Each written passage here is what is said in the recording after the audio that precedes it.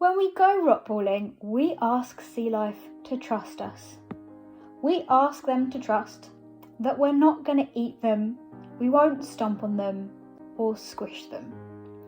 We, these big, giant humans, in these moments of exploration and wonder, are able to communicate with a world full of other species and build trust. It is an unspoken pact and one that must be carefully entered. A species I have done this with time and time again is the common blenny. Characterful, colourful and common, you will potentially meet hundreds in a single day. Or at least see hundreds of dashes in the water. These fish, and rightly so, won't trust you at first. Why would they trust a welly-footed giant? I know I wouldn't. Then we enter the dance of trust, where we say hello and goodbye very quickly.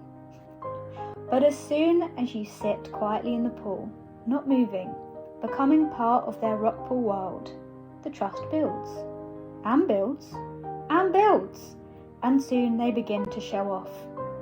Their beautiful glittering scales and definitely cheeky eyes.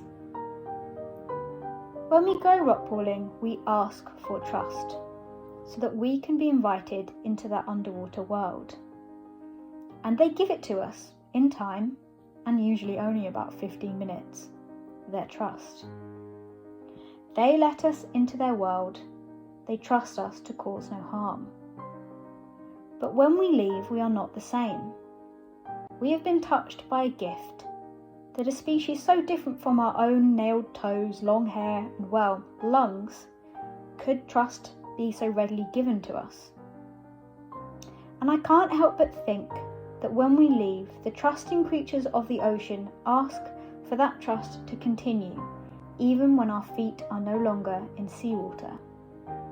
Because we humans are affecting their home in the ocean, even though we live on land.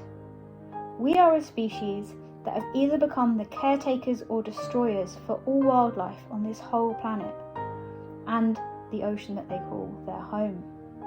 So go rockpooling, build that trust, and then leave with it and hold it tight, because you won't be the same. You now have an added task, and that's to try and help in whatever way we can to protect the creatures of our ocean. It can start small, but the key is to start. And if you have lost hope or don't know how to help, become overwhelmed or confused, that is okay. Start with the one thing you didn't even need to build trust with that blenny, your voice.